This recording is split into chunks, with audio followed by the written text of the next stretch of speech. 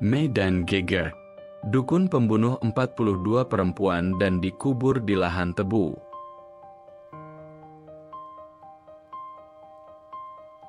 Senja merayap perlahan di kaki langit, menumpahkan semburat jingga keemasan di atas hamparan hijau desa Sukamaju.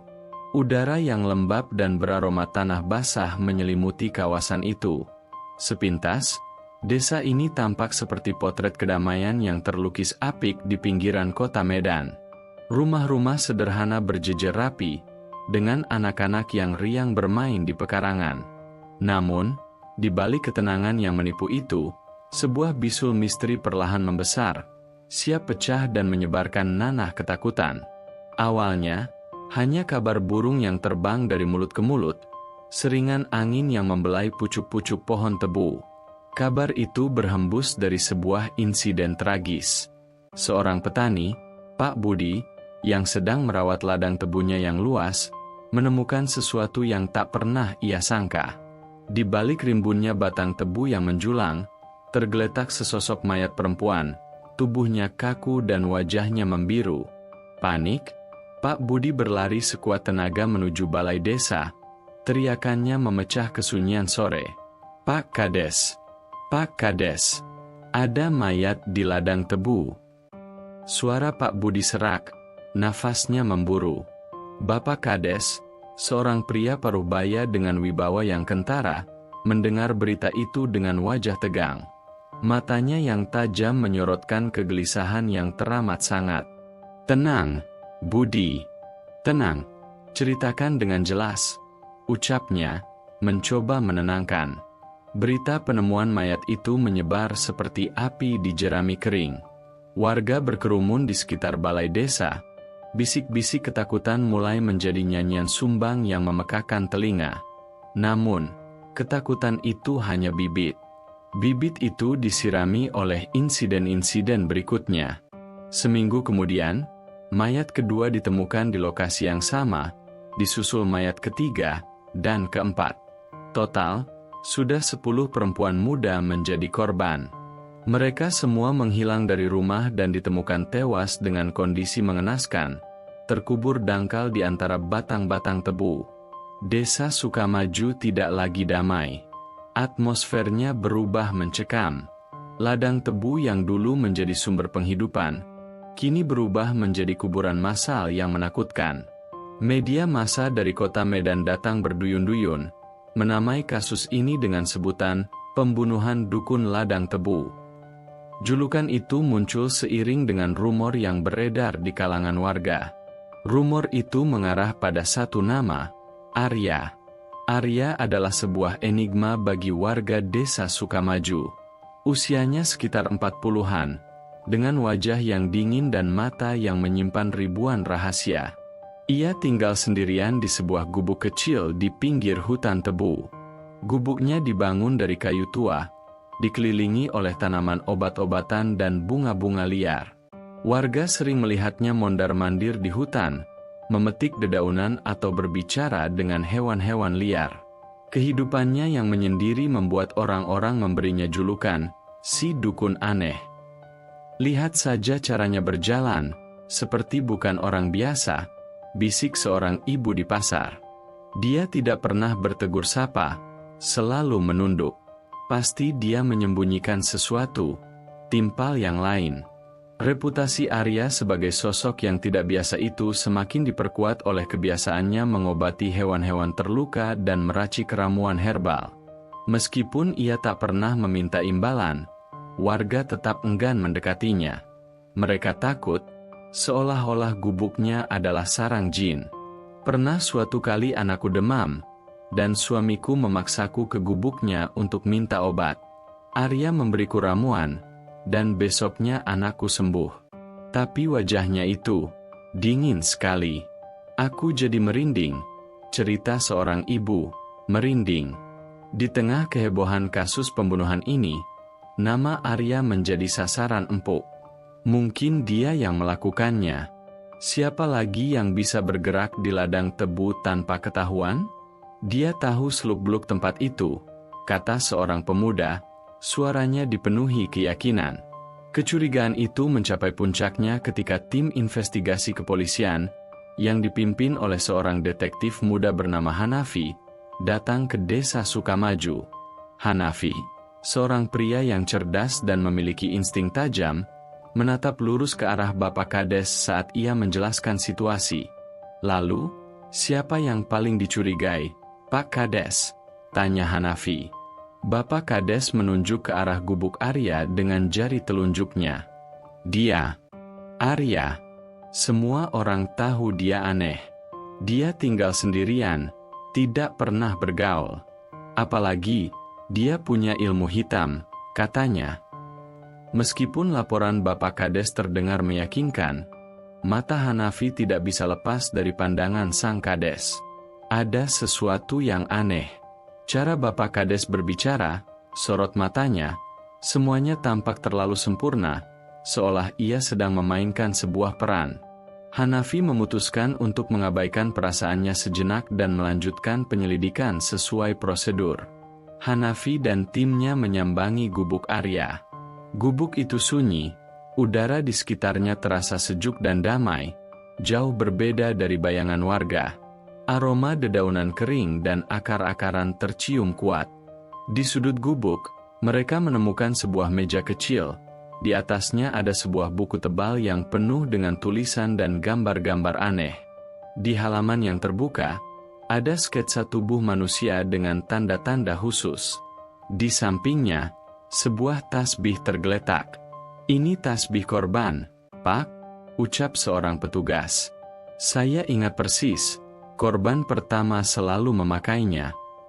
Hanafi mengangkat tasbih itu, merasakan dinginnya bulir-bulir kayu. Ia menatap buku yang penuh dengan sketsa itu. Catatan itu memang aneh, tetapi ia merasa ada kejanggalan. Terlalu mudah, terlalu sempurna. Seolah-olah seseorang sengaja menaruh semua bukti itu di sana. Arya sendiri tidak ada di tempat. "Di mana dia?" tanya Hanafi. "Entahlah, detektif. Mungkin dia sudah kabur setelah tahu kami akan datang," jawab salah satu petugas. Sementara itu, dari balik kerumunan warga, Arya melihat semuanya. Ia baru saja kembali dari hutan, dan melihat gubuknya dikepung oleh polisi. Wajahnya yang dingin tidak menunjukkan emosi, tetapi matanya yang tajam memancarkan kesedihan dan keputusasaan yang dalam. Ia tahu ia dijebak. Ia tahu ia tak punya siapa-siapa untuk membela diri. Ia melihat tatapan penuh kebencian dari warga, bisik-bisik yang menyebutnya dukun pembunuh. Ia tahu, kebenaran tidak akan bisa ditemukan di desa ini. Ia merasakan dadanya sesak. Bertahun-tahun ia hidup menyendiri, berinteraksi hanya dengan alam. Ia merasa dunia menolaknya. Kini, penolakan itu berubah menjadi tuduhan yang bisa merenggut hidupnya. Ia menoleh ke arah Bapak Kades yang berdiri di tengah kerumunan. Wajahnya penuh keprihatinan palsu. Mata mereka beradu sesaat. Ada kilatan aneh di mata Bapak Kades, sebuah kilatan kemenangan yang teramat sangat. Arya memalingkan wajah, menyembunyikan dirinya di balik pohon tebu. Ia tahu, ia harus segera bertindak. Ia tidak bisa hanya menunggu untuk ditangkap. Malam itu, di gubuknya yang kosong, Hanafi kembali. Ia merasakan kejanggalan yang teramat dalam. Ia tidak percaya begitu saja bahwa seorang pertapa pendiam seperti Arya bisa menjadi pembunuh berantai. Ada sesuatu yang lebih besar yang disembunyikan. Sesuatu yang tersembunyi di balik ketenangan Bapak Kades dan kepanikan warga. Hanafi mengambil buku milik Arya. Ia membolak-baliknya dengan cermat. Semakin ia membaca, semakin ia merasa aneh. Buku itu bukanlah buku sihir, melainkan buku botani yang merinci berbagai jenis tanaman obat-obatan dan efeknya pada tubuh manusia. Sketsa-sketsa yang dianggap aneh oleh polisi, ternyata adalah sketsa organ-organ tubuh yang terkena penyakit. "Ini bukan sihir, ini ilmu pengobatan," gumam Hanafi pada dirinya sendiri. Kenyataan ini membuat Hanafi semakin yakin bahwa Arya hanyalah kambing hitam. Seseorang yang memiliki kekuasaan dan kecerdikan yang luar biasa sedang mengendalikan semua ini dari balik layar. Seseorang yang sangat pandai memainkan peran. Di tengah ladang tebu yang gelap, angin berbisik membawa desiran mengerikan. Di kegelapan yang pekat itu, sebuah mobil hitam bergerak perlahan, berhenti di salah satu sudut terpencil. Sesosok pria tegap keluar dari mobil. Ia berjalan santai di antara batang-batang tebu, menyingkap sebuah kain yang tergeletak di tanah. Di bawah kain itu, tersembunyi tasbih yang sama persis dengan yang ditemukan di gubuk Arya. Pria itu tersenyum puas. Senyum itu, dihiasi oleh kilatan cahaya bulan, membuat wajahnya tampak keji. Dialah dalang di balik semua ini. Dan ia akan memastikan, Arya yang harus menanggung semuanya. Ini berakhir dengan Hanafi yang duduk di gubuk Arya, memandangi buku botani itu. Ia sudah bertekad, ia tidak akan membiarkan seorang pria tak bersalah menjadi korban. Sementara itu, Arya, si pertapa yang dituduh, melarikan diri ke dalam hutan. Hidupnya kini terancam dan masa depannya di ujung tanduk. Di balik semua kebohongan dan sandiwara yang dimainkan oleh sang dalang, Hanafi harus menemukan kebenaran. Dan kebenaran itu, seperti bisul yang membesar, akan pecah dan menyemburkan fakta yang akan mengguncang desa Sukamaju hingga ke akarnya. Seorang pemuda yang wajahnya pucat pasi datang ke hadapan Hanafi. Napasnya terengah-engah, suaranya tercekat di tenggorokan. Pak detektif, ada yang menemukan sesuatu di rumah Arya," katanya, terbata-bata. Mata Hanafi menyipit. Apa? Apa yang ditemukan?" tanyanya. Nada bicaranya tenang, namun di dalam hatinya, ia sudah merasakan firasat buruk. Pemuda itu menelan ludah. Sebuah tasbih. Tasbih yang sama dengan milik korban yang pertama. Dan ada catatan-catatan aneh. Ujarnya, matanya membesar ketakutan. Hanafi mengangguk. Ia tidak terkejut. Dugaan yang terpendam dalam benaknya kini mulai menemukan jalannya. Skenario yang sempurna. Terlalu sempurna. Ini bukan sebuah kebetulan. Ini adalah jebakan. Seseorang, dengan sangat teliti, sedang membangun kasus palsu terhadap Arya. Ia segera pergi ke gubuk Arya, yang kini sudah menjadi pusat perhatian warga. Kerumunan orang-orang berbisik-bisik, wajah mereka dipenuhi oleh kemarahan dan kebencian. "Sudah kubilang, dia memang dukun gila," teriak seorang bapak. Hanafi mengabaikan semua kebisingan itu. Ia fokus pada apa yang ada di depannya, sebuah tasbih yang tergeletak di atas meja kayu di dalam gubuk Arya, di samping buku botani yang ia baca tadi malam. Tidak hanya itu, tim forensik yang sudah tiba juga menemukan beberapa barang kecil yang diakini milik korban-korban lain, seperti sehelai sapu tangan dan sebuah jepit rambut. Semuanya, seolah-olah, sengaja ditaruh di sana agar mudah ditemukan. "Lihat ini, Pak Detektif," kata seorang petugas, memperlihatkan catatan-catatan yang mereka temukan di laci Arya. "Ini adalah semacam mantra, kami yakin itu. Berisi nama-nama korban dan tanggal kematian mereka. Tidak salah lagi, dia pelakunya." Hanafi mengambil catatan itu.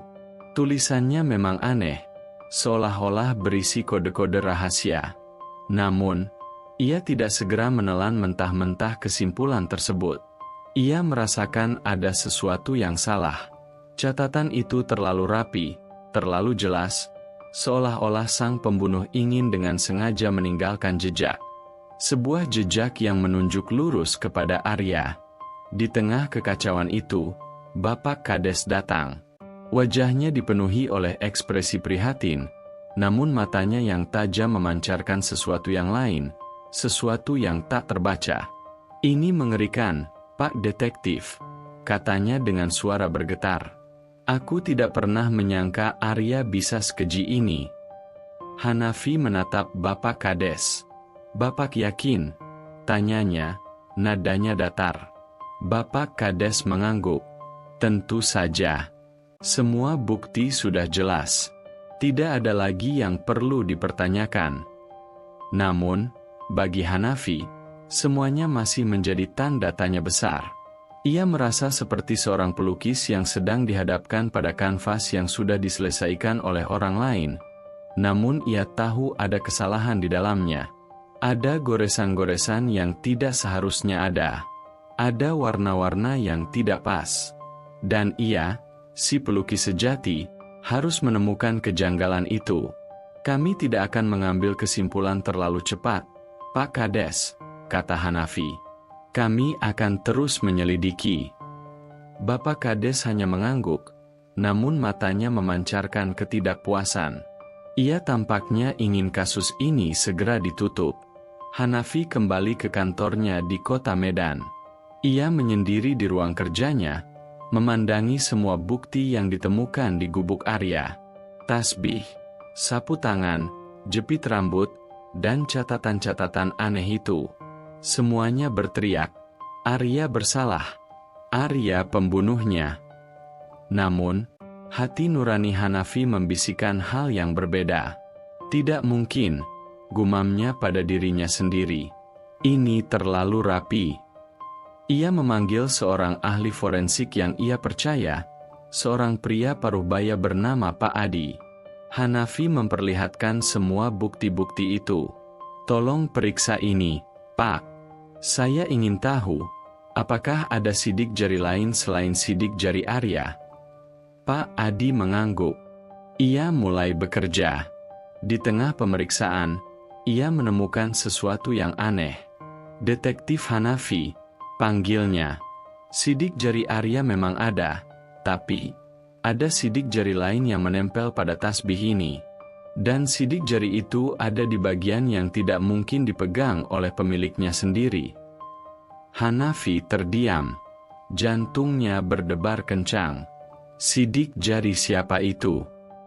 Saya sedang membandingkannya dengan database, jawab Pak Adi. Beberapa saat kemudian, Pak Adi kembali dengan wajah tegang. Sidik jari itu, milik seorang pejabat publik di desa Sukamaju, detektif. Milik Bapak Kades. Hanafi terperanjat. Ia merasakan seluruh darahnya mengalir ke kepala. Dugaan yang terpendam dalam hatinya kini menjadi kenyataan. Sesuai perkiraannya, Bapak Kadeslah yang mengatur semua ini. Ia menjebak Arya dengan sangat rapi, menggunakan posisinya sebagai pemimpin desa untuk mengalihkan perhatian dan menyembunyikan kejahatannya. Malam itu, Hanafi tidak bisa tidur. Ia memikirkan semua kemungkinan. Mengapa Bapak Kades melakukan semua ini? Apa motifnya? Perdagangan organ? Ritual sesat? Ia harus menemukan jawabannya. Ia harus mengumpulkan lebih banyak bukti. Ia tidak bisa hanya mengandalkan sidik jari. Ia tahu Bapak Kades adalah orang yang licik dan sangat berkuasa di desa itu. Ia harus bergerak dengan sangat hati-hati. Sementara itu, di sebuah pondok kecil di dalam hutan, Arya duduk di atas sebuah batu besar. Wajahnya yang dingin kini dipenuhi oleh kemarahan. Ia menghela napas panjang, memejamkan mata. Ingatan akan wajah-wajah warga yang penuh kebencian, bisik-bisik yang menyakitkan, dan tatapan penuh kemenangan dari Bapak Kades berkelebat di benaknya. Ia tidak peduli jika ia dianggap aneh. Ia tidak peduli jika ia harus hidup menyendiri. Tapi, ia tidak bisa membiarkan dirinya dituduh sebagai pembunuh. Ia harus membersihkan namanya. Dan ia tahu, untuk melakukan itu, ia harus menghadapi kebenaran. Ia berdiri, mengambil tasbihnya dari saku bajunya. Tasbih itu, yang selalu ia bawa, kini menjadi saksi bisu atas fitnah yang menimpanya. Ia menggenggam erat tasbih itu, merasakan dinginnya butir-butir kayu. Di sana, di dalam hutan yang sunyi, ia bertekad untuk mencari kebenaran, untuk menemukan siapa dalang di balik semua ini.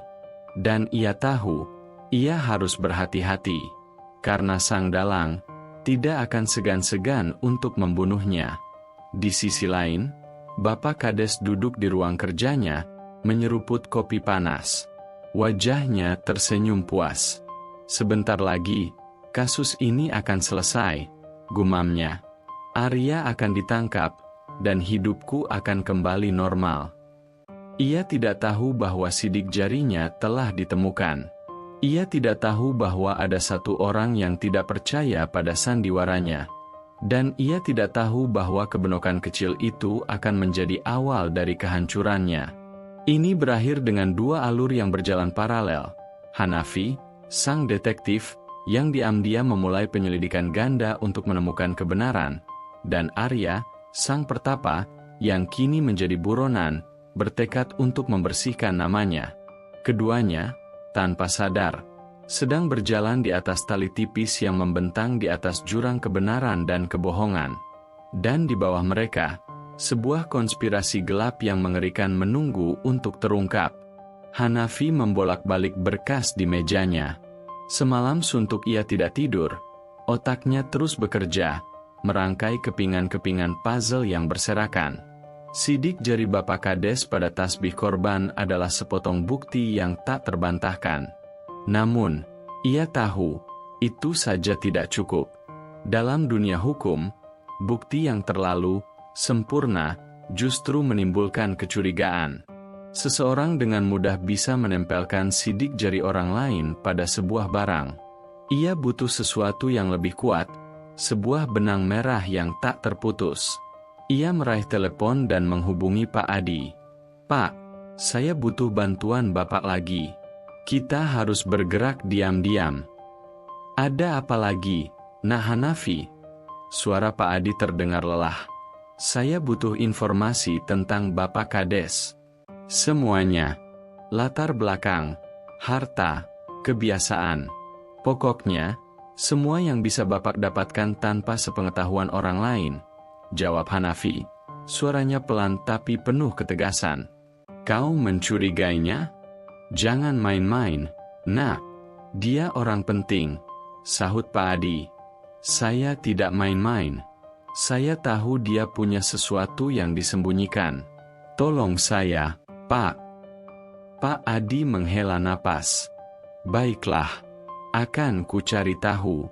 Tapi ingat, kau harus sangat hati-hati." Hanafi menutup teleponnya.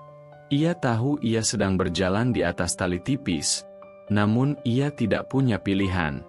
Hati nuraninya menolak untuk membiarkan seorang pria tak bersalah menjadi korban. Ia harus menyingkap tirai sandiwara ini. Di saat yang sama, Arya sedang berjalan menyusuri hutan yang gelap. Ia tidak tahu kemana ia harus pergi. Namun ia tahu ia tidak bisa kembali ke gubuknya. Hutan, yang dulu menjadi tempatnya mencari ketenangan, kini menjadi tempat persembunyiannya. Ia duduk di bawah pohon beringin yang sangat besar. Hatinya hancur. Bukan karena ia dituduh sebagai pembunuh, melainkan karena ia melihat kebencian di mata orang-orang yang selama ini ia diam-diam lindungi. Ia teringat pada suatu malam, beberapa bulan yang lalu. Ia melihat Bapak Kades dan beberapa orang tak dikenal sedang melakukan ritual di tengah ladang tebu. Mereka menyalakan api unggun, membacakan mantra-mantra aneh, dan mengubur sebuah benda di tanah. Arya, yang saat itu sedang mencari tanaman obat, hanya bisa mengamati dari kejauhan. Ia tidak tahu apa yang sedang mereka lakukan, namun ia merasakan aura yang gelap dan tidak menyenangkan. Ia tidak pernah menceritakan hal itu kepada siapapun, karena ia tidak ingin terlibat dalam masalah. Namun kini, masalah itu datang menghampirinya. "Kau seharusnya tidak pernah kembali, Arya," bisik sebuah suara di benaknya. Itu adalah suara ayahnya, yang dulu juga seorang pertapa. "Dunia ini kejam. Mereka tidak akan pernah bisa menerima orang sepertimu." "Ayah, apa yang harus aku lakukan?" gumam Arya. Di kegelapan malam, ia hanya bisa diam. Ia merasa sendirian, terperangkap dalam jaring laba-laba yang rumit. Ia tidak tahu siapa yang harus ia percaya. Pagi harinya, Hanafi tiba di desa Sukamaju. Ia tidak datang dengan seragam polisi, melainkan dengan pakaian sipil, menyamar sebagai seorang jurnalis lepas yang sedang membuat liputan. Ia sengaja tidak memberitahu siapapun, bahkan timnya sendiri.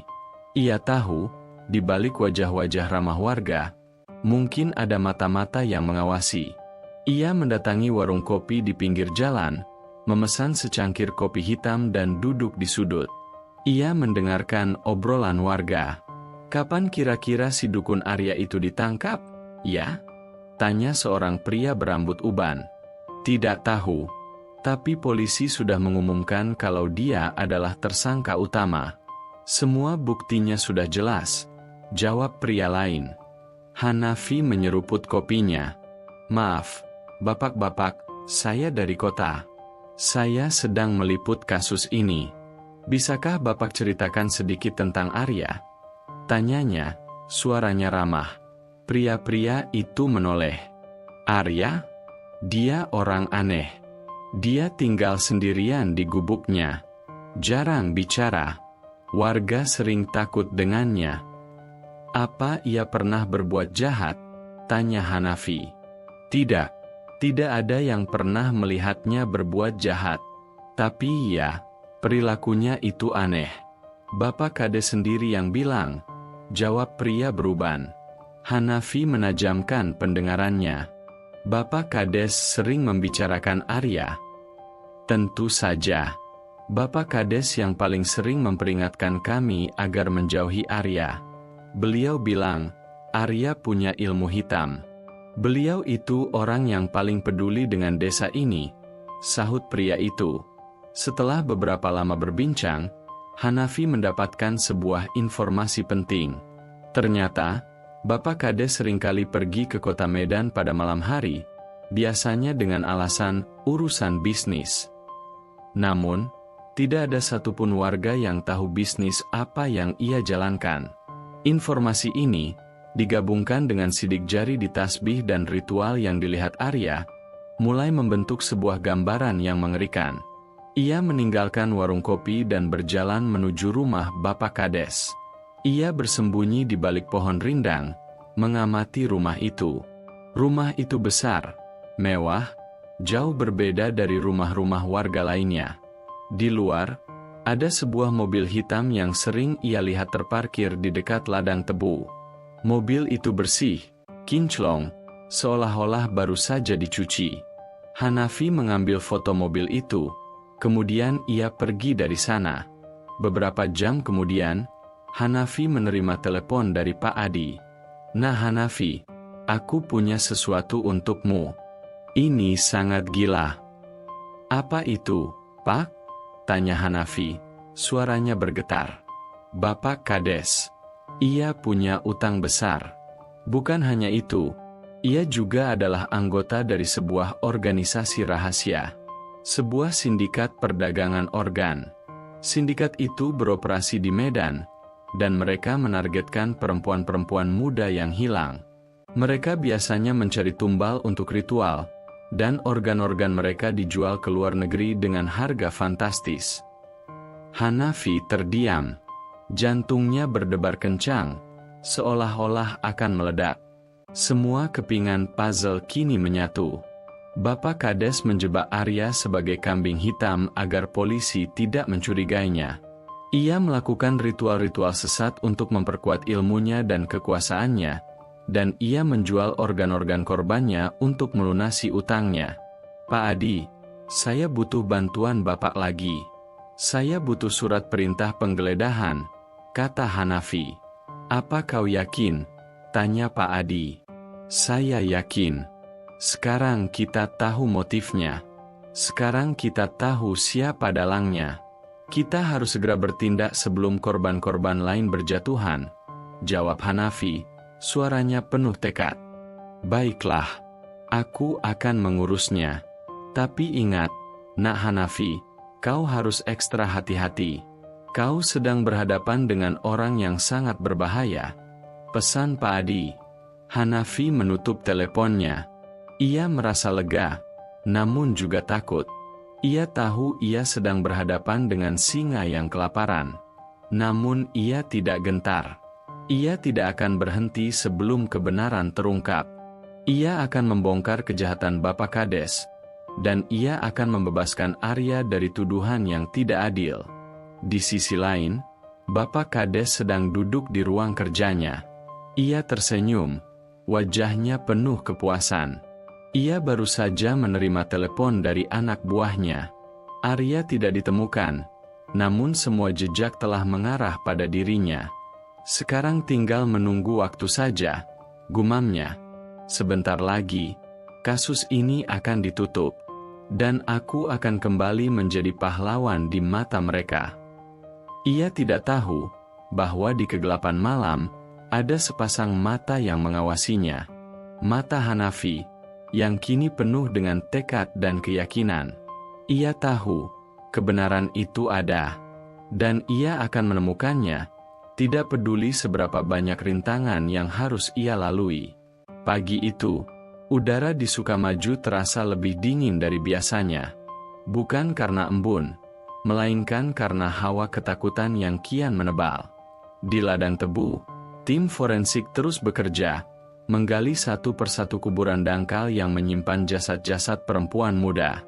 Bau anyir dan tanah basah menyengat, menciptakan sebuah pemandangan yang takkan pernah bisa dihapus dari ingatan.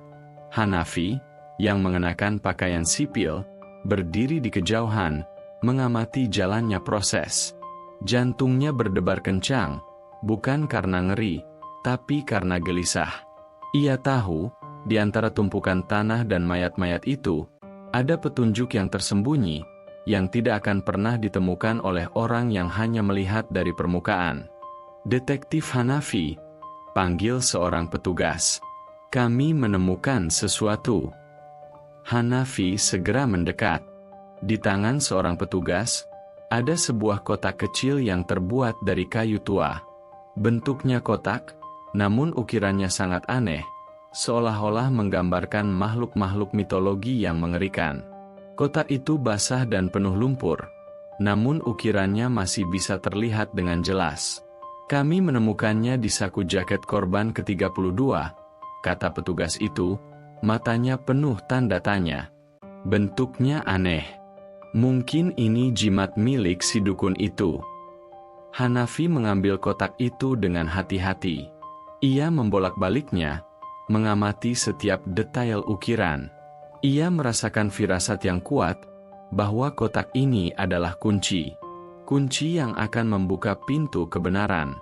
Tiba-tiba, ia teringat pada sebuah ukiran di tongkat yang selalu dibawa Bapa Kades. Ukiran di kotak itu sangat mirip. Bisakah kau bawa kotak ini ke laboratorium? Saya ingin tahu, ada apa di dalamnya, dan apakah ada sidik jari lain selain sidik jari korban? Ujar Hanafi, suaranya pelan. Baik, Pak. Tapi, apa Bapak yakin ini bukan barang bukti milik Arya? Tanya petugas itu. Hanafi tidak menjawab. Ia hanya mengangguk, lalu pergi dari sana. Ia tahu, ia harus kembali ke kota Medan. Ia harus membawa kotak ini ke Pak Adi. Sementara itu, di sebuah pondok kecil di dalam hutan, Arya sedang duduk di depan api unggun. Ia memasak air, dan memetik beberapa helai daun untuk membuat ramuan teh. Wajahnya yang dingin kini terlihat lebih tenang. Ia telah merenung semalaman, dan ia telah membuat keputusan. Ia tidak akan lari lagi. Ia harus kembali ke desa, ia harus menghadapi Bapa Kades, dan ia harus membongkar kebenaran. Ia teringat pada percakapannya dengan ayah di hutan. Ayahnya, seorang pertapa yang bijaksana, selalu mengajarkan padanya untuk tidak takut pada kejahatan, namun berhati-hati dengan orang-orang yang mengenakan topeng. Orang yang paling berbahaya adalah orang yang terlihat paling baik, kata ayahnya suatu hari. Karena kau tidak akan pernah tahu, pisau apa yang disembunyikannya di balik senyumannya. Arya tahu, kata-kata ayahnya adalah petunjuk. Bapa Kades, yang terlihat seperti pemimpin yang baik hati dan bijaksana, adalah orang yang paling berbahaya. Ia yang menyembunyikan pisau di balik senyumnya, dan ia yang menusukkan pisau itu ke punggungnya. Tiba-tiba, ia mendengar suara gemerisik daun. Ia segera mematikan api, bersembunyi di balik pohon. Ia melihat dua orang pria berjalan ke arah pondoknya. Mereka mengenakan pakaian serba hitam, dan wajah mereka tertutup oleh topi. Arya tahu, mereka bukan warga desa. Mereka adalah orang-orang suruhan Bapak Kades. "Kau yakin dia ada di sekitar sini?" tanya salah satu pria. "Ya, Bapak Kades bilang dia masih bersembunyi di hutan. Kita harus menemukannya sebelum polisi menemukannya," jawab pria lain. Arya menahan napasnya. Jantungnya berdetak kencang. Ia tahu, ia harus bergerak. Ia tidak bisa hanya bersembunyi. Ia harus menghadapi mereka. Ia mengambil sebuah tongkat kayu dari tanah, dan bersiap. Ia melompat keluar dari persembunyiannya. Tongkatnya siap diayunkan. Kedua pria itu terkejut. Mereka tidak menyangka Arya akan muncul begitu saja. Terjadilah pertarungan sengit. Arya, meskipun seorang pertapa, memiliki ilmu bela diri yang cukup untuk menghadapi mereka. Ia berhasil mengalahkan mereka. Namun ia tahu, ini hanya awal. Bapak Kades tidak akan berhenti sampai ia mati. Di tengah pertarungan itu, Arya mendengar salah satu pria berbisik, "Kita tidak boleh gagal. Ritual Bapak Kades butuh tumbal ke-43. Arya terdiam. Matanya membesar. Jadi, ini bukan hanya soal pembunuhan biasa. Ini adalah sebuah ritual. Ritual sesat yang membutuhkan 43 tumbal. Dan ia, Arya, akan menjadi tumbal terakhir." Setelah berhasil mengalahkan kedua pria itu, Arya segera pergi dari sana. Ia tidak tahu kemana, namun ia tahu ia harus mencari tempat yang aman. Ia harus menghubungi Hanafi. Hanya Hanafi yang bisa membantunya. Sementara itu, Hanafi sudah sampai di laboratorium. Ia menunggu Pak Adi. Saat Pak Adi datang, ia membawa sebuah amplop coklat di tangannya. Wajahnya tegang. "Detektif Hanafi, kau benar. Kotak itu bukan barang biasa," ujar Pak Adi. "Apa isinya?" tanya Hanafi, tidak sabar. "Isinya, bukan isinya, tapi ukirannya. Ukiran itu adalah kode. Kode yang hanya bisa dibaca oleh para penganut aliran sesat. Kode itu berisi tentang perjanjian-perjanjian jahat dan janji-janji kekayaan. Dan sidik jari yang ada di kotak itu, bukan hanya sidik jari korban, tapi juga sidik jari Bapak Kades." Hanafi terdiam. Jantungnya terasa berhenti berdetak. Ia benar. Semuanya sudah jelas. Bapak Kades adalah dalangnya. Ia adalah pemimpin dari sebuah kultus sesat yang melakukan pembunuhan-pembunuhan itu untuk ritualnya, dan menjual organ-organ korbannya untuk mendapatkan uang. "Dan, ada satu hal lagi," kata Pak Adi, suaranya bergetar. "Sidik jari itu." Sidik jari itu juga ditemukan di barang-barang yang ada di gubuk Arya. Di tasbih, sapu tangan, dan jepit rambut. Hanafi mengepalkan tangannya. "Berarti, dia yang menaruh semua barang bukti itu," gumamnya. "Ya, sepertinya begitu," jawab Pak Adi. Dia sengaja menjebak Arya sebagai kambing hitam agar kasus ini tidak mengarah padanya. Hanafi menghela napas panjang. "Baiklah, Pak Adi. Terima kasih. Sekarang kita punya bukti yang kuat. Kita harus segera bertindak. Kita harus menangkap Bapak Kades." Pak Adi mengangguk. "Saya akan mengurus surat perintah penangkapan. Tapi, saya sarankan kau harus ekstra hati-hati. Ia orang yang sangat berbahaya." Hanafi tahu itu. Namun ia tidak takut. Ia memiliki bukti. Ia memiliki kebenaran. Dan ia akan menggunakannya untuk menjebloskan Bapak Kades ke penjara. Malam itu, Di desa Sukamaju, Bapak Kades sedang duduk di ruang kerjanya. Wajahnya dipenuhi oleh senyuman sinis. Ia memegang sebuah liontin berukir aneh di tangannya. Liontin itu, ia tahu, adalah sebuah jimat yang akan melindunginya dari bahaya. "Arya, kau tidak akan bisa lolos," gumamnya. "Kau tidak akan pernah bisa membongkar kebenaran." Ia tidak tahu bahwa di luar sana, Hanafi sedang bersiap. Ia tidak tahu bahwa Arya, yang ia kira sudah mati, sedang menuju desa untuk membongkar kejahatannya. Ia tidak tahu bahwa malam itu adalah malam terakhirnya sebagai pemimpin desa. Malam itu adalah malam di mana kebenaran akan terungkap. Fajar menyingsing di ufuk timur, membawa serta hawa dingin yang menusuk tulang. Di tengah keheningan, sirene mobil polisi meraung, membelah pagi yang masih pekat di desa Sukamaju.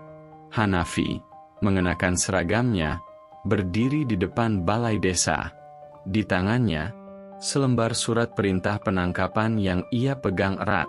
Wajahnya tegang, namun matanya memancarkan tekad yang membara.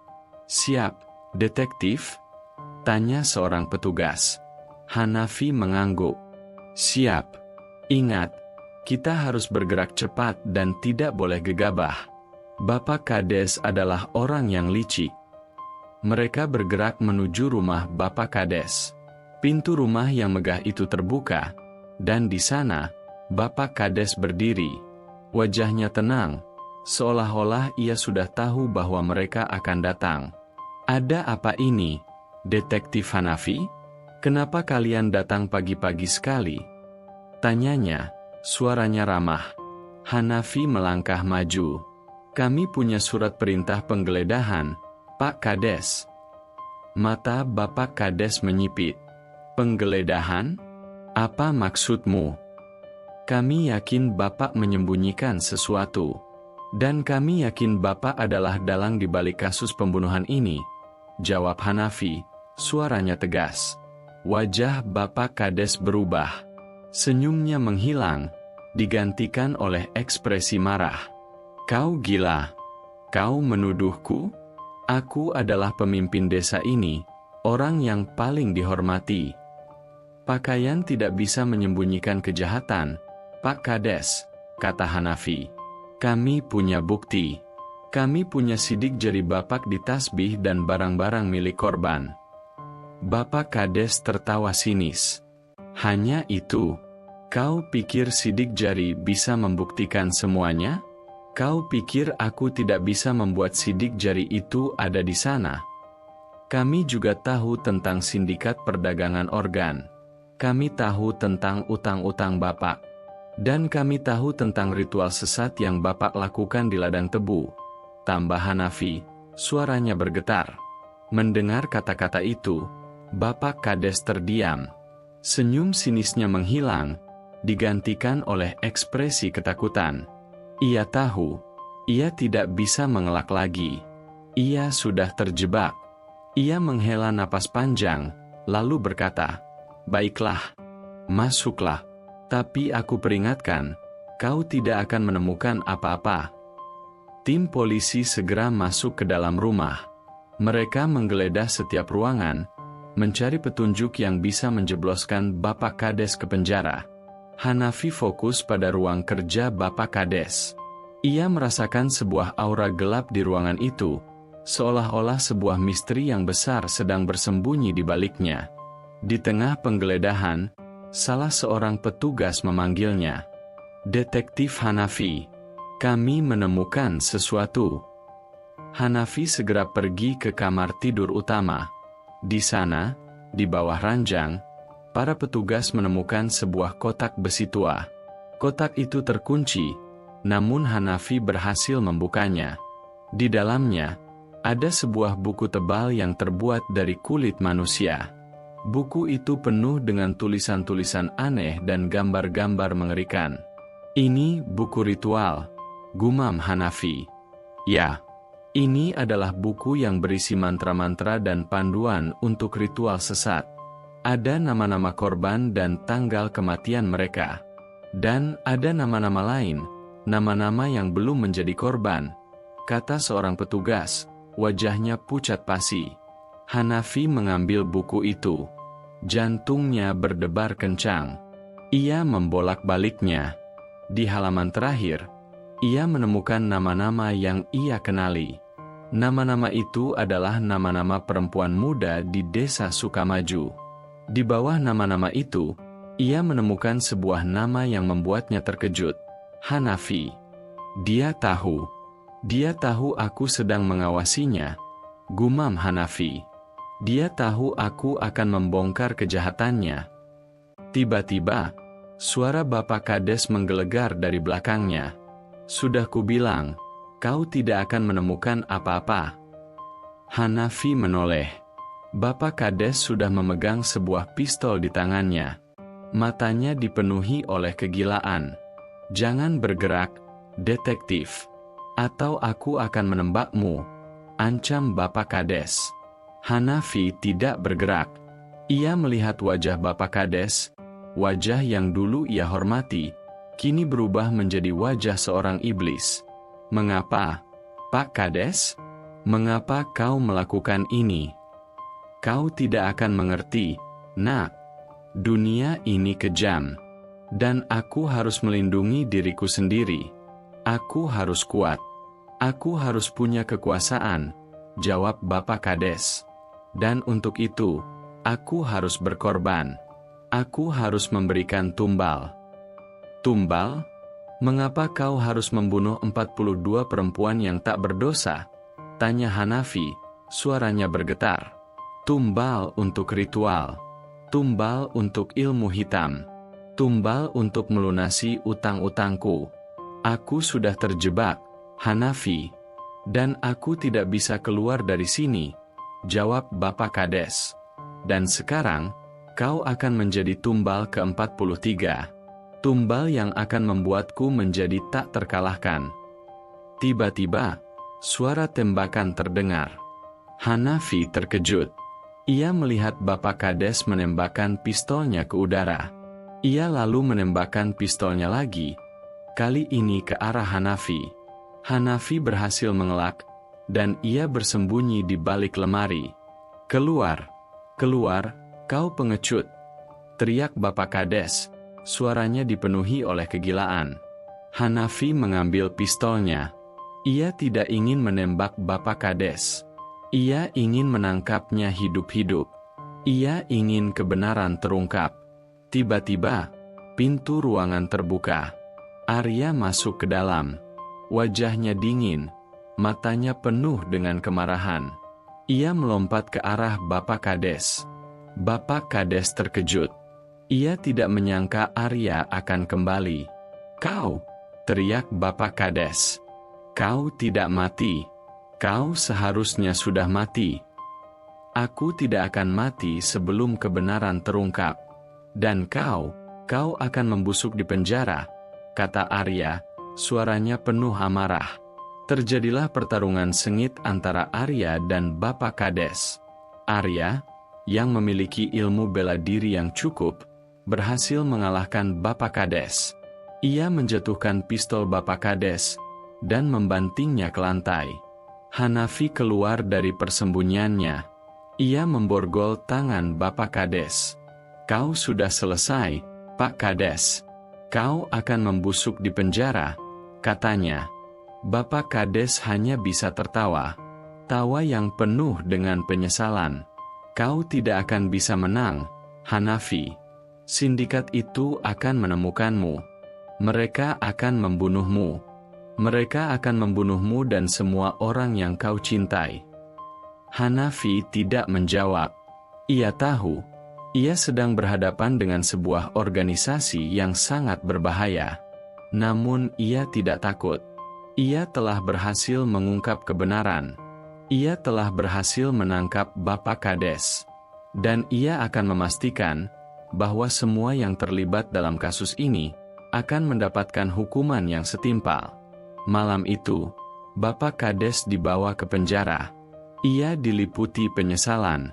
Ia telah kehilangan segalanya. Warga desa yang dulu menghormatinya, kini membencinya. Istrinya, yang ia sayangi, kini meninggalkannya. Ia telah menjadi seorang yang hina, seorang penjahat yang keji. Sementara itu, di sebuah rumah sakit, Arya sedang dirawat. Luka-lukanya tidak terlalu parah. Hanafi datang menjenguknya. "Kau pahlawan, Arya. Kau telah menyelamatkan hidupku," kata Hanafi.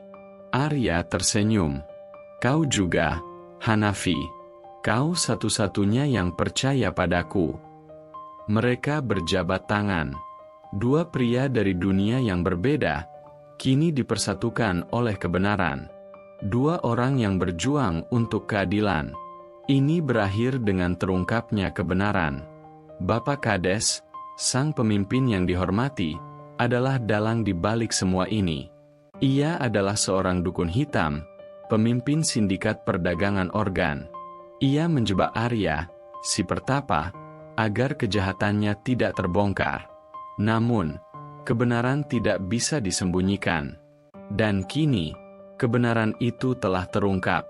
Arya telah membersihkan namanya, dan Bapak Kades akan mendapatkan hukuman yang setimpal. Tetapi, perjuangan belum selesai. Ada sebuah sindikat yang lebih besar di belakangnya. Dan Hanafi, ia harus menghadapinya. Seorang penyiar berita di salah satu stasiun televisi nasional sedang membacakan berita utama dengan suara yang serius. "Pemirsa, kasus pembunuhan 42 perempuan yang menggemparkan Medan, yang dikenal sebagai kasus Dukun Ladang Tebu, kini menemui titik terang. Dalang di balik kejahatan keji ini telah terungkap.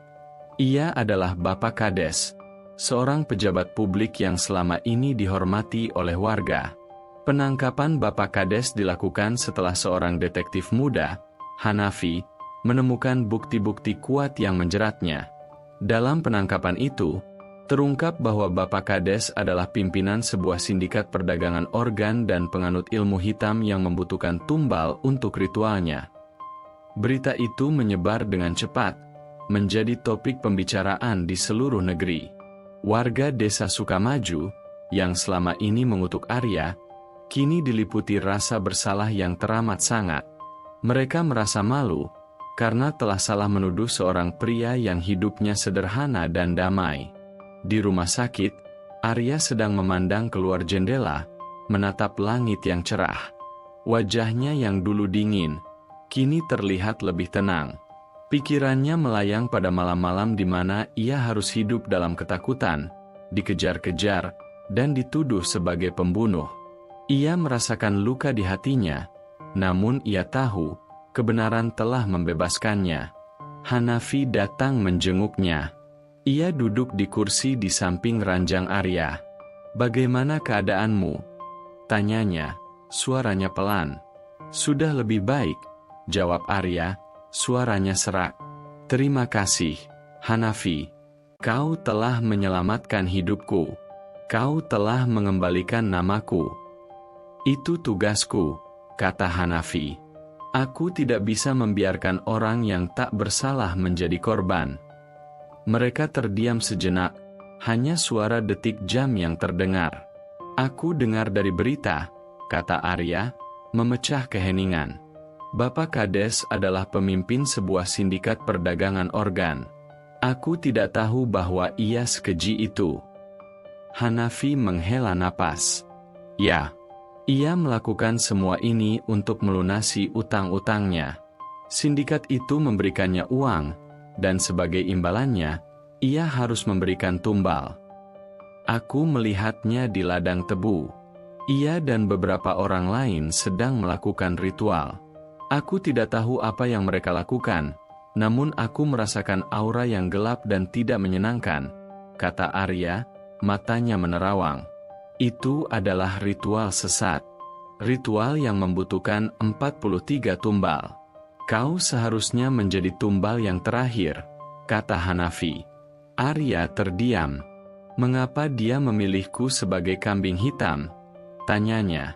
"Mengapa bukan orang lain?" "Kau adalah orang yang paling mudah disalahkan," jawab Hanafi. "Kau hidup menyendiri, kau dianggap aneh. Warga tidak pernah berinteraksi denganmu. Bapak Kades tahu, jika ia menjebakmu, tidak akan ada satupun yang akan membelamu. Tidak ada yang akan percaya padamu. Arya mengangguk. Itu benar. Aku selalu sendirian. Aku selalu merasa dunia ini tidak membutuhkanku. Tapi kau telah datang dan mengubah semuanya. Kau telah membuatku merasa bahwa aku tidak sendirian. Hanafi tersenyum. Kau tidak sendirian, Arya. Kau punya aku. Dan kau punya kebenaran. Mereka terdiam lagi. Hanafi tahu, ia harus melanjutkan penyelidikan. Ia harus menemukan anggota sindikat yang lain. Ia harus memastikan bahwa tidak akan ada lagi korban yang berjatuhan. Namun, ia tahu, ia tidak bisa melakukannya sendirian. Ia butuh bantuan. Ia butuh Arya. Aku butuh bantuanmu, kata Hanafi. Arya menoleh. Bantuanku? Untuk apa? Untuk menemukan mereka. Untuk menemukan anggota sindikat yang lain. Kau adalah satu-satunya orang yang tahu seluk-beluk hutan dan ladang tebu. Kau bisa membantu kami menemukan petunjuk-petunjuk yang mungkin terlewatkan, jelas Hanafi. Arya terdiam. Ia menatap Hanafi, matanya dipenuhi oleh keraguan. Aku tidak tahu, gumamnya. Aku tidak ingin terlibat lagi. Aku hanya ingin hidup damai. Aku tahu, tapi jika kau tidak membantuku, mereka akan terus beroperasi. Akan ada korban-korban lain. Kau tidak bisa membiarkan itu terjadi, bujuk Hanafi. Arya menghela napas panjang. Ia memikirkan kata-kata Hanafi. Ia memikirkan wajah-wajah perempuan yang menjadi korban. Ia memikirkan kejahatan yang tersembunyi di balik ketenangan desa. Ia tahu, ia tidak bisa hanya diam. Ia harus berjuang. Ia harus memastikan keadilan ditegakkan. Baiklah, kata Arya. Aku akan membantumu. Tapi dengan satu syarat. Apa itu? Tanya Hanafi. Kau harus berjanji padaku, kau akan menangkap semua dari mereka, kata Arya, matanya tajam. Kau harus memastikan mereka semua mendapatkan hukuman yang setimpal. Hanafi tersenyum. Aku janji. Mereka berjabat tangan. Sebuah aliansi yang tidak terduga, antara seorang detektif muda yang idealis dan seorang pertapa yang bijaksana, kini telah terbentuk. Mereka akan bekerja sama untuk membongkar sindikat perdagangan organ yang keji itu, dan mereka akan memastikan keadilan ditegakkan. Sementara itu, di sebuah rumah mewah di kota Medan, seorang pria paruh baya yang mengenakan setelan jas mahal sedang membaca koran. Ia melihat berita tentang penangkapan Bapak Kades. Wajahnya tetap tenang, namun matanya memancarkan amarah yang teramat sangat. Dasar bodoh, gumamnya. Dia telah gagal. Pria itu adalah pimpinan sindikat perdagangan organ. Ia tahu, penangkapan Bapak Kades akan membuat kasus ini menjadi perhatian publik. Ia tahu, ia harus segera bertindak. Ia tidak bisa membiarkan polisi menemukan dirinya. Ia mengambil teleponnya, menghubungi anak buahnya. Aku ingin kalian pergi ke desa Sukamaju. Cari si dukun Arya itu. Cari dia dan bunuh dia. Jangan biarkan dia hidup. Dia adalah satu-satunya orang yang tahu tentang ritual itu. Dan aku ingin kalian bunuh juga detektif muda itu.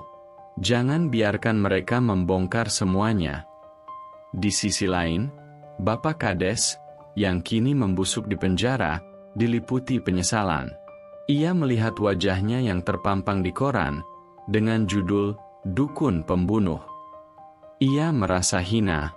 Ia telah kehilangan segalanya. Ia telah mengorbankan kehormatan dan kehidupannya demi kekuasaan. Dan kini, kekuasaan itu telah meninggalkannya. Ia hanya bisa menangis, dan meratapi nasibnya yang malang. Ia tidak tahu, bahwa di luar sana, Hanafi dan Arya sedang bersiap untuk membongkar semua kejahatannya. Ini berakhir dengan terbentuknya sebuah aliansi yang tidak terduga antara Hanafi dan Arya. Mereka berdua bertekad untuk membongkar kejahatan Bapak Kades dan sindikatnya. Namun, mereka tidak tahu bahwa sindikat itu sudah mengetahui mereka. Mereka tidak tahu bahwa mereka sedang dalam bahaya. Dan mereka tidak tahu bahwa perjuangan mereka akan menjadi lebih sulit. Arya meninggalkan rumah sakit setelah lukanya pulih. Ia tidak kembali ke gubuknya. Sebaliknya, ia memilih tinggal sementara di sebuah rumah kosong yang disiapkan Hanafi di pinggir kota. Tempat itu aman, tersembunyi, dan jauh dari mata-mata sindikat. Malam itu, Arya duduk di teras, memandangi langit yang dipenuhi bintang. Ia merenungi semua yang terjadi. Ia tidak pernah menyangka hidupnya yang tenang akan berubah menjadi badai mengerikan. Kebencian yang dulu ia terima, kini berubah menjadi simpati dan permintaan maaf. Warga yang dulu menuduhnya, kini datang silih berganti, meminta maaf atas kesalahpahaman mereka. Ia menerima semua itu dengan ketenangan, karena ia tahu, mereka hanya korban dari skenario licik Bapak Kades. Hanafi datang dan duduk di sampingnya. "Bagaimana?" tanyanya, suaranya pelan. "Sudah lebih baik," jawab Arya. "Aku sudah memaafkan mereka. Aku tahu, mereka tidak sepenuhnya salah. Mereka hanya percaya pada apa yang mereka lihat." Hanafi mengangguk. "Itu benar. Opini publik bisa sangat kejam. Tapi kita tahu kebenarannya." Mereka terdiam sejenak. Angin malam berhembus, membawa bisik-bisik dari pepohonan. "Aku sudah memikirkan tentang tawaranmu," kata Arya, memecah keheningan. "Aku akan membantumu. Tapi kita harus sangat hati-hati.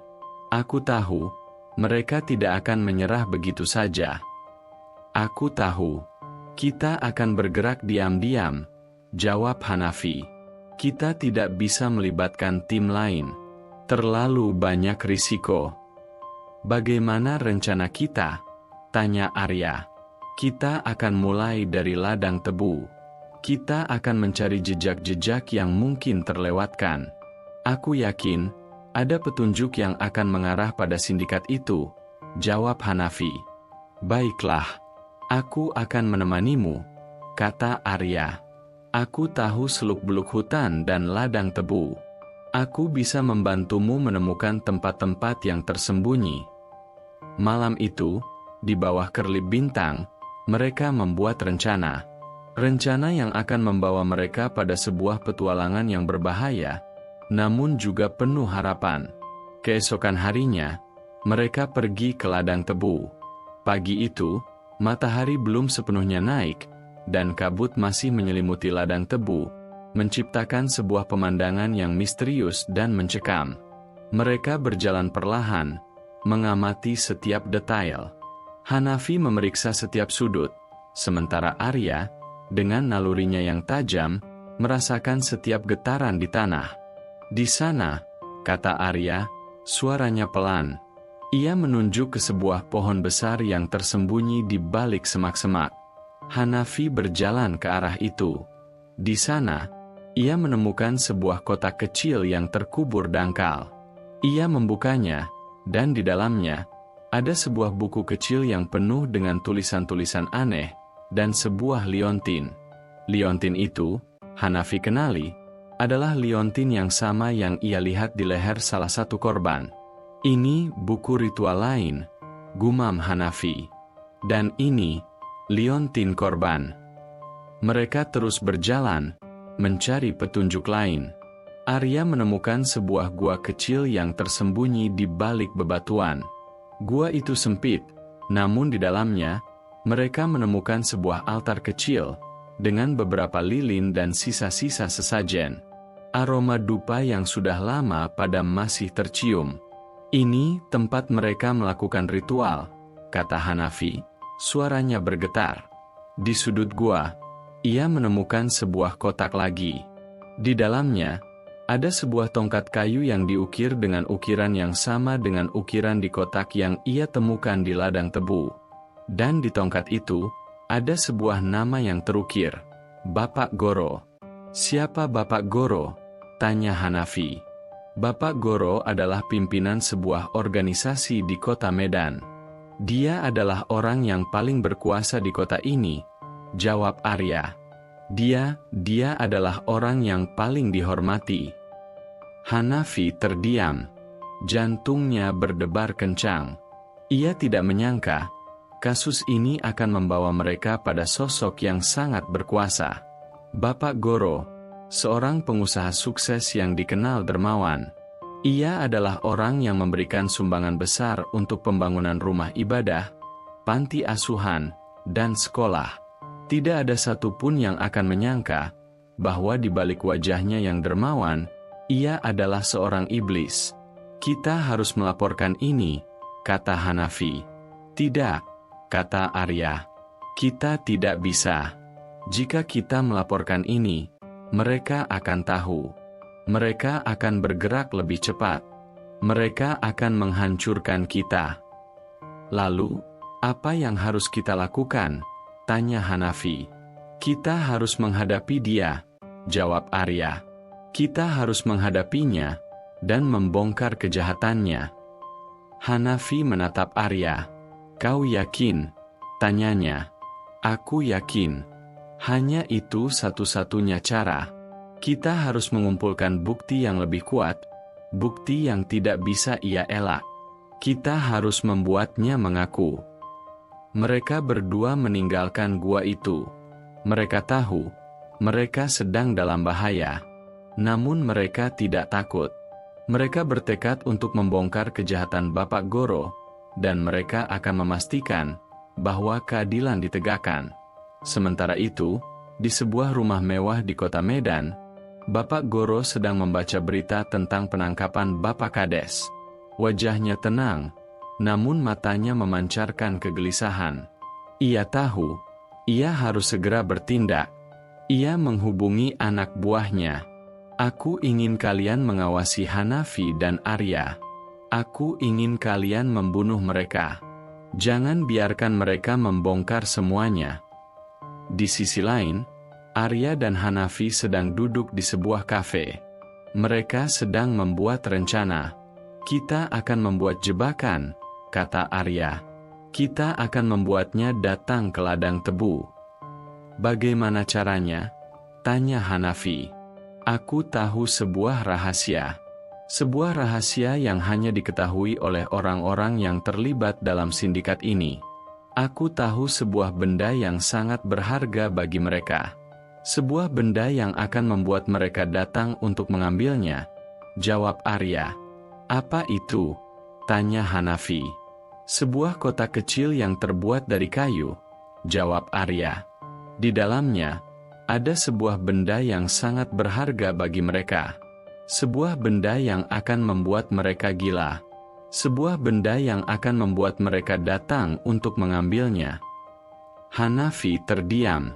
Ia tahu, rencana ini sangat berbahaya. Namun ia juga tahu, ini adalah satu-satunya cara. Ia harus mengambil risiko.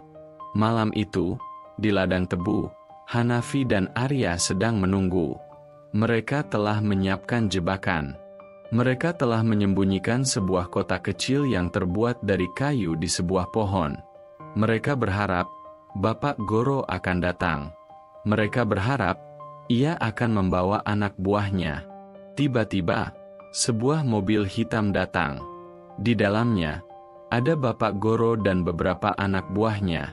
Mereka berjalan ke arah pohon itu. Mereka menemukan kotak itu, dan mereka mengambilnya. "Kau pikir kau bisa lolos?" teriak Hanafi. Bapak Goro menoleh. Wajahnya terkejut. Ia tidak menyangka Hanafi akan ada di sana. Kau berani menjebakku?" teriaknya. "Aku tidak menjebakmu. Aku hanya menunjukkanmu sebuah kebenaran," kata Hanafi. Terjadilah pertarungan sengit antara Hanafi, Arya, dan anak buah Bapak Goro. Hanafi dan Arya berhasil mengalahkan mereka. Mereka menjatuhkan pistol-pistol mereka dan memborgol tangan mereka. "Kau sudah selesai, Bapak Goro. Kau akan membusuk di penjara," kata Hanafi. Bapak Goro hanya bisa tertawa. Tawa yang penuh dengan penyesalan. Ia tahu, ia telah gagal. Ia tahu, ia telah kehilangan segalanya. Dengan terungkapnya dalang di balik semua ini, Bapak Goro, sang pengusaha dermawan, adalah pimpinan sindikat perdagangan organ dan penganut ilmu hitam. Ia yang menyuruh Bapak Kades untuk membunuh perempuan-perempuan muda itu. Ia yang menjebak Arya. Namun, ia tidak tahu bahwa kebenaran akan selalu menemukan jalannya. Dan kini, kebenaran itu telah terungkap. Arya telah membersihkan namanya, dan ia telah menjadi seorang pahlawan. Pertarungan di ladang tebu berakhir. Udara malam yang lembab kini dipenuhi hawa ketegangan yang pekat. Bapak Goro, sang pengusaha terhormat yang kini tertunduk dengan tangan terikat, menatap Hanafi dan Arya dengan mata penuh kebencian. Tawa sinisnya yang bergema sesaat lalu kini digantikan oleh dengusan frustasi. Anak buahnya pun tak berdaya, tergeletak tak berdaya di atas tanah basah. "Kau pikir kau menang?" ucap Bapak Goro, suaranya serak. "Ini belum berakhir, detektif. Kau tidak tahu siapa yang kau hadapi. Sindikat kami punya mata dan telinga di mana-mana. Kau tidak akan bisa menyentuhku di penjara." Hanafi memborgolnya dengan erat. "Kita lihat saja nanti, Pak Goro. Kejahatanmu akan terungkap, dan tidak ada lagi yang bisa melindungimu." Hanafi segera menghubungi timnya. Dalam waktu singkat, mobil polisi datang membelah kegelapan malam. Ketika Bapak Goro dan anak buahnya dibawa, ladang tebu yang tadinya sunyi mendadak ramai. Warga yang mendengar keributan datang berkerumun, menyaksikan dengan mata tak percaya. Sosok Bapak Goro yang dulu mereka hormati, kini tertunduk malu dengan tangan terborgol. Bisik-bisik yang dulu ditujukan pada Arya, kini berbalik arah, menyerang kehormatan sang pengusaha. Itu Bapak Goro," gumam seorang warga. "Astaga, jadi dia dalangnya? Bukan Arya?" sahut yang lain. Di tengah keramaian, mata Arya dan Hanafi bertemu. Sebuah senyum tipis terukir di wajah Arya. "Kau berhasil," katanya. "Kita berhasil," ralat Hanafi. "Kau yang membantuku." Mereka berdua tahu, penangkapan ini hanyalah awal. Bapak Goro adalah sosok yang sangat berkuasa. Sindikatnya terorganisir dengan rapi, dan mereka akan melakukan apa saja untuk melindungi diri mereka. Namun, mereka juga tahu, dengan bukti-bukti yang mereka miliki, mereka bisa menjerat Bapak Goro dan mengakhiri teror yang selama ini menyelimuti desa. Pagi harinya, berita tentang penangkapan Bapak Goro menjadi berita utama di seluruh Indonesia. Wajahnya yang dulu selalu terlihat di halaman depan sebagai sosok dermawan, kini terpampang sebagai tersangka utama kasus pembunuhan 42 perempuan. Opini publik terbelah. Ada yang tidak percaya, ada yang marah, dan ada yang merasa lega. Namun, di balik semua itu, kebenaran mulai menemukan jalannya. Hanafi dan Arya berada di sebuah kafe. Mereka menunggu Pak Adi. Setelah beberapa saat, Pak Adi datang. "Hati-hati, Nak Hanafi. Kau sekarang jadi target utama. Sindikat itu tidak akan tinggal diam," katanya, wajahnya tegang. "Aku tahu, Pak," jawab Hanafi. "Tapi kita punya Bapak Goro. Kita bisa membuatnya mengaku." "Tidak semudah itu," kata Pak Adi. "Bapak Goro punya banyak sekali koneksi. Dia bisa menyuap siapa saja, bahkan di dalam kepolisian. Kau harus sangat berhati-hati." "Kami tidak akan menyerah," kata Arya. "Kami akan memastikan dia mendapatkan hukuman yang setimpal."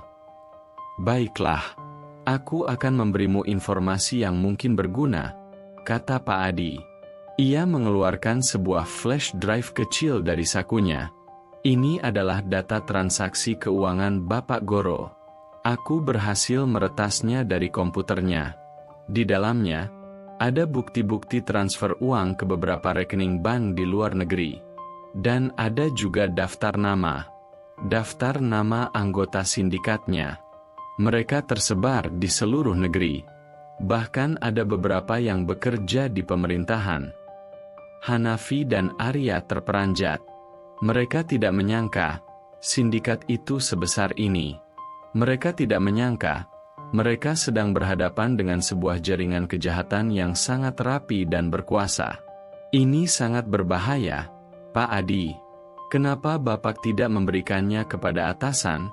Tanya Hanafi. Aku tidak bisa. Aku tidak percaya pada siapapun lagi. Aku percaya padamu. Aku percaya pada Arya. Kalian adalah satu-satunya yang bisa mengakhiri ini, jawab Pak Adi. Mereka mengambil flash drive itu. Mereka tahu, ini adalah sebuah bukti yang sangat kuat, sebuah bom waktu yang bisa meledakkan seluruh sindikat. Mereka tahu, mereka harus menyembunyikannya di tempat yang aman. Sementara itu, di sebuah penjara, Bapak Goro duduk di selnya. Ia tahu, ia telah gagal. Ia tahu, ia akan membusuk di penjara. Namun, ia masih punya satu rencana. Rencana yang akan membuat Hanafi dan Arya menderita. Ia memanggil seorang petugas penjara. Aku ingin bertemu dengan seseorang. Katakan padanya, aku butuh bantuan. Petugas penjara itu mengangguk. Beberapa saat kemudian, seorang pria paruh baya yang mengenakan jas mahal datang. Ada apa, Goro? Kau sudah gagal, katanya. Aku gagal, tapi aku punya informasi yang sangat penting. Informasi yang akan membuatmu kaya. Informasi tentang Hanafi dan Arya, kata Bapak Goro.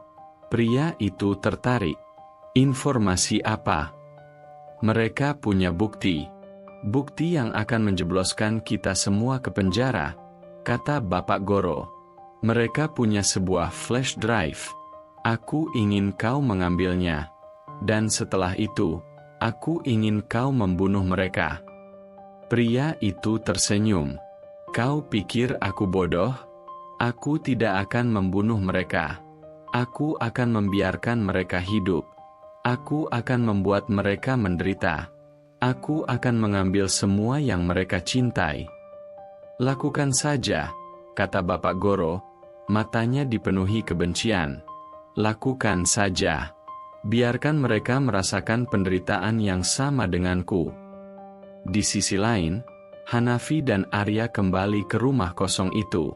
Mereka menyimpan flash drive itu di tempat yang aman. Mereka merasa lega. Mereka tahu, mereka selangkah lebih dekat untuk mengakhiri teror ini. Namun, mereka tidak tahu bahwa di luar sana ada sepasang mata yang mengawasi mereka. Mata yang penuh dengan kebencian dan keinginan untuk balas dendam. Pria itu, yang bernama Eko, adalah orang yang paling berkuasa di sindikat itu. Ia adalah orang yang memberikan dana kepada Bapak Goro. Ia yang mengendalikan semuanya dari balik layar. Dan kini, ia akan datang untuk membalas dendam. Malam itu, Hanafi dan Arya duduk di teras. Mereka berbicara tentang masa depan. Arya bercerita tentang impiannya untuk membuka sebuah klinik herbal kecil di desanya. Hanafi bercerita tentang impiannya untuk menjadi seorang detektif yang bisa melindungi orang-orang yang tak bersalah. Aku harap semua ini akan segera berakhir, kata Arya. Aku juga, jawab Hanafi. Tapi aku punya firasat, ini belum berakhir. Firasatnya benar. Di kegelapan malam, sebuah mobil hitam datang. Di dalamnya, ada Eko dan beberapa anak buahnya. Mereka keluar dari mobil. Wajah mereka dipenuhi oleh senyum sinis. Ini dia. Misi kita selesai, bisik Eko. Mereka masuk ke dalam rumah. Mereka mencari Hanafi dan Arya. Mereka menggeledah setiap sudut. Mereka tidak menemukan apa-apa. Mereka tahu, Hanafi dan Arya sudah pergi. Eko marah. Ia tidak bisa menerima kekalahan. Ia mengambil teleponnya. Aku ingin kalian mencari mereka. Cari mereka sampai dapat. Jangan biarkan mereka lolos, teriaknya. Di sisi lain, Hanafi dan Arya sedang berada di sebuah tempat terpencil. Mereka tahu, mereka sedang dalam bahaya. Mereka tahu, mereka harus bersembunyi. Namun, mereka juga tahu, mereka tidak bisa lari selamanya. Mereka harus menghadapi Eko. Mereka harus mengakhiri semua ini. Berakhir dengan Hanafi dan Arya yang kini menjadi buronan. Mereka tidak hanya dikejar oleh sindikat, tapi juga oleh bayang-bayang masa lalu. Mereka tahu, mereka harus berani. Mereka harus kuat. Mereka harus berjuang untuk kebenaran. Dan mereka tahu, perjuangan mereka akan menjadi lebih sulit. Desa Sukamaju tidak lagi seperti dulu. Ketenangan yang dulu menyelimutinya kini digantikan oleh ketakutan dan rasa bersalah. Warga yang dulu dengan lantang menuduh Arya sebagai dukun pembunuh, kini diliputi penyesalan. Mereka merasa malu, karena telah termakan berita bohong yang disebarkan oleh Bapak Kades. Di balik pintu-pintu rumah yang tertutup, bisik-bisik permintaan maaf menggema. Aku seharusnya tidak langsung percaya, gumam seorang ibu. Arya orang baik. Dia tidak akan pernah melakukan itu, sahut yang lain. Di sebuah pos polisi, Bapak Kades duduk di kursi, wajahnya menunduk. Ia tidak lagi memiliki wibawa yang dulu ia miliki. Ia hanya seorang pria tua yang telah kehilangan segalanya. Ia tahu, ia akan membusuk di penjara, dan ia pantas mendapatkannya. Ia telah mengorbankan kehormatan dan kehidupannya demi kekuasaan. Dan kini, kekuasaan itu telah meninggalkannya. Sementara itu, di sebuah tempat persembunyian di pinggir kota, Arya dan Hanafi sedang membuat rencana. Mereka tahu, mereka tidak bisa lari selamanya. Mereka harus menghadapi Eko, pimpinan sindikat itu. Mereka harus mengakhiri semua ini, demi keadilan dan demi kedamaian. Kita harus membuatnya datang ke hadapan kita, kata Arya. Kita harus menggunakan flash drive itu sebagai umpan. Hanafi mengangguk. Itu berisiko. Eko tidak akan segan-segan untuk membunuh kita. Aku tahu. Tapi kita tidak punya pilihan lain, kata Arya. Kita akan membuat video. Kita akan kirimkan ke Eko. Kita akan beritahu dia, jika dia tidak datang, kita akan menyebarkan semua yang ada di flash drive itu ke media. Itu ide yang bagus, kata Hanafi.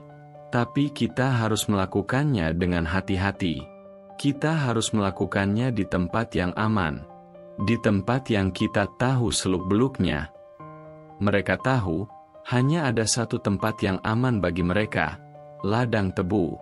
Ladang Tebu, tempat di mana semua teror itu dimulai, akan menjadi tempat di mana semua teror itu berakhir. Malam itu, di Ladang Tebu, angin berhembus kencang, membawa aroma tanah basah dan daun-daun kering. Di tengah kegelapan, dua sosok berdiri, Arya dan Hanafi. Mereka menunggu. Mereka tahu, Eko akan datang. Kau yakin dia akan datang? Tanya Hanafi, suaranya pelan. Dia akan datang. Dia tidak akan pernah bisa membiarkan rahasianya terbongkar, jawab Arya. Dia akan datang untuk membunuh kita. Tidak lama kemudian, sebuah mobil hitam datang. Di dalamnya, ada Eko dan beberapa anak buahnya. Mereka keluar dari mobil. Wajah mereka dipenuhi oleh senyum sinis. Ini dia. Misi kita selesai, bisik Eko. Kau pikir kau bisa lolos? Teriak Hanafi. Eko tertawa. Tawa yang penuh dengan kebencian. Kau pikir kau bisa mengalahkanku? Aku memiliki segalanya, uang, kekuasaan, dan orang-orang yang setia. Kau hanya memiliki kejahatan, kata Arya.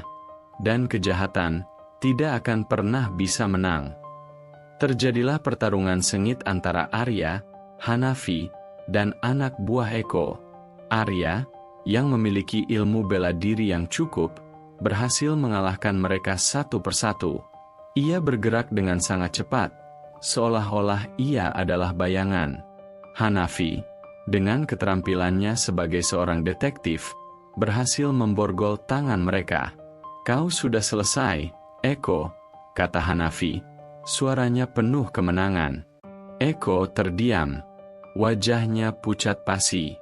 Ia tidak menyangka ia akan kalah. Ia tidak menyangka ia akan dikalahkan oleh seorang detektif muda dan seorang pertapa aneh. Ia merasa malu. Ia merasa hina. Kau tidak akan bisa menjebloskanku ke penjara, kata Eko. Aku memiliki koneksi. Aku bisa menyuap siapa saja. Aku akan bebas. Kau tidak akan bebas, kata Hanafi. Kami sudah merekam semuanya. Kami sudah mengirimkannya ke media. Seluruh dunia akan tahu kejahatanmu. Mendengar kata-kata itu, Eko terdiam. Ia tahu, ia telah kalah. Ia tahu, ia akan membusuk di penjara. Ia tidak bisa lagi menyuap siapapun. Ia tidak bisa lagi melarikan diri. Ia telah terjebak. Malam itu, Eko dibawa ke penjara. Ia diliputi penyesalan. Ia telah kehilangan segalanya. Warga yang dulu menghormatinya, kini membencinya. Istrinya, yang ia sayangi, kini meninggalkannya. Ia telah menjadi seorang yang hina, seorang penjahat yang keji. Sementara itu, di sebuah rumah sakit, Arya dan Hanafi sedang dirawat. Luka-luka mereka tidak terlalu parah. Mereka merasa lega.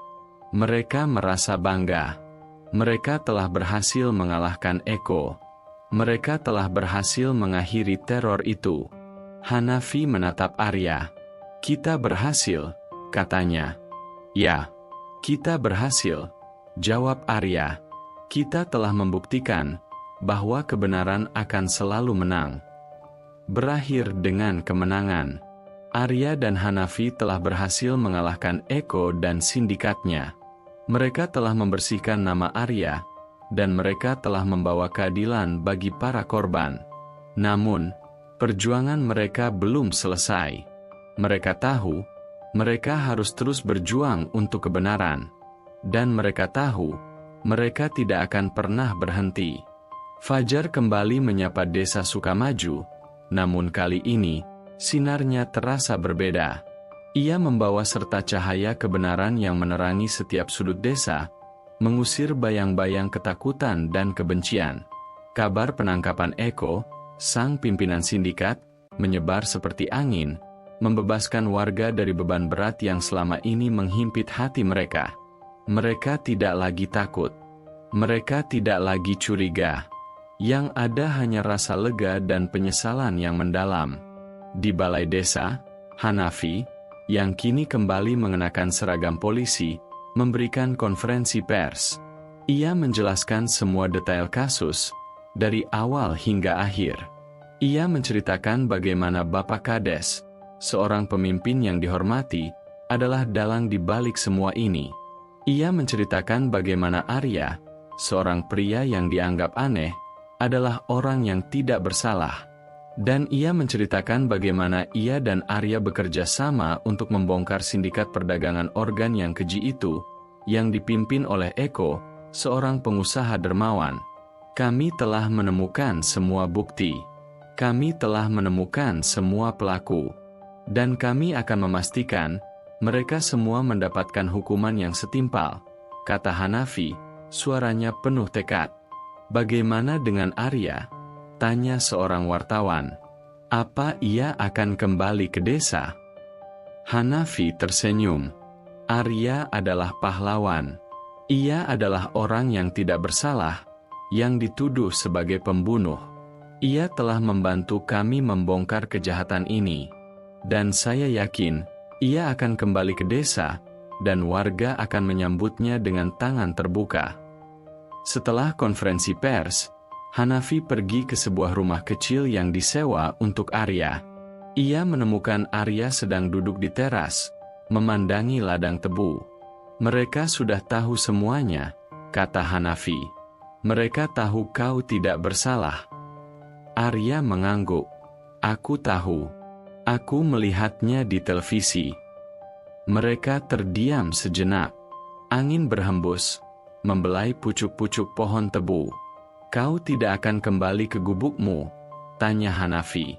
"Aku tidak tahu," jawab Arya. "Gubuk itu menyimpan kenangan yang pahit. Aku tidak tahu apakah aku bisa kembali ke sana." "Kau tidak harus kembali ke sana," kata Hanafi. "Kau bisa membangun hidup baru. Kau bisa membuka klinik herbal kecil yang kau impikan." Arya tersenyum. "Mungkin. Aku akan memikirkannya." Beberapa hari kemudian, Arya memutuskan untuk kembali ke desanya. Ia berjalan perlahan, melewati jalan-jalan yang dulu ia hindari.